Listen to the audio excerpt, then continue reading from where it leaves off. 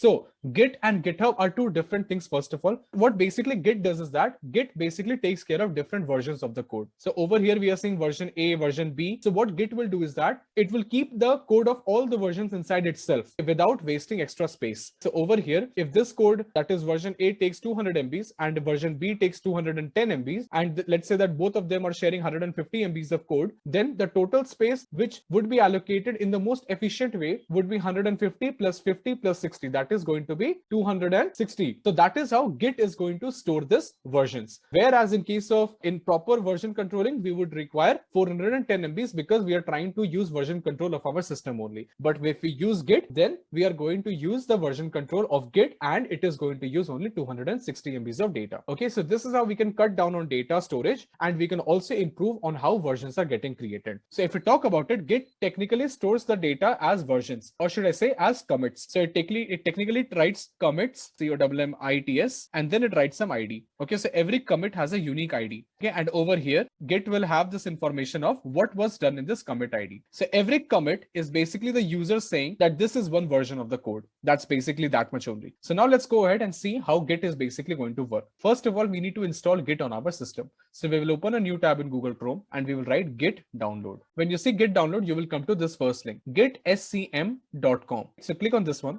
As soon as you click on this one, you will get the options of downloads. So you can use Mac OS or Windows or Linux in order to download the Git for your version. Because I'm on Windows, so I can just click on this link that is on Windows or download it for Windows, and then Git will be downloaded for my system. So clicking on download for Windows, and then you will see that Git is going to be downloaded for my system. So yes, Git downloading has started. It's a file of close to 50 MBs, and then it has downloaded on my system. Okay, so now that we have already installed Git on our system after downloading it, please make sure that you have installed Git on your system after you have downloaded it on your system. Now that that is done, we must take one step. So once the Git has been installed, you will see one thing, that is Git bash coming to your Windows search, right? Similarly, if you're on your Mac, then once you go to your Finder, you will find Git bash over there also. Similarly, even on your Linux, just go to the list of all applications wherever it is, and then you will see something called Git bash. So when you go to your Git bash, this is basically a terminal window. This is basically like a terminal window where you can write commands of Git. So this allows you to write the commands of Git. So the first thing that you must do is that you must try to set your username and password into your Git. Also, remember that setting a password is not always a mandatory thing to do. What is mandatory is that you must set your email and you must set your name. That is very, very important.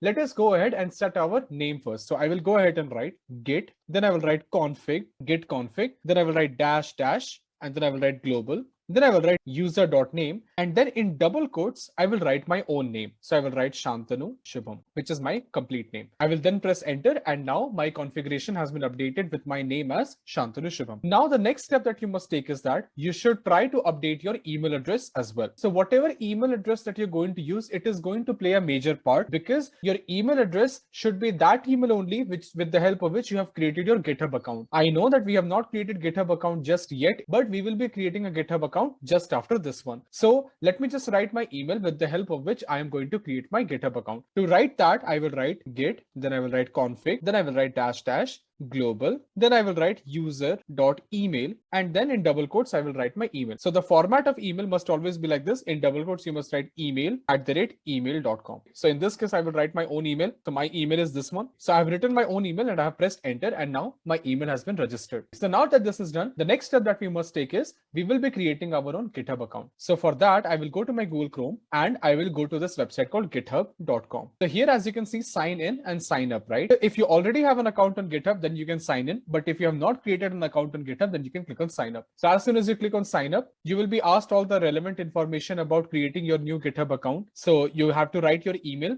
Please make sure that you mention the same email that you have written in your git config user.email section. So over here, I will write my email as this one. And then I will click on continue, and then you create your password for yourself. And then you make sure that you click on continue, and then you can create a GitHub account just like that. So once you create your GitHub account, you will come to a page like this. So this is my GitHub account where there is a lot of information about all the projects that I am working on. Because you have created a new GitHub account, so you will see an empty page. So for next step is that you click on your own icon over here. You can see this is my picture. And if I click on this icon, you can see this is my GitHub username. And apart from this, you can see all the important feature about your GitHub. So if I click on your repositories, this takes me to a place where there are multiple projects under my name. So these are the projects that I have created on my own GitHub. Just like that, if you want to create your own new project, then you can click on this new button. When you click on this new button, it asks you a repository name. So what is this repository name? This repository name is basically, in the easiest language, name of your project. So let me just write the name as test project. So this name must be unique. So unique to your own project name. So if you have 10 projects, make sure that none of these 10 projects have the same name as your repository name at this point of time. So I can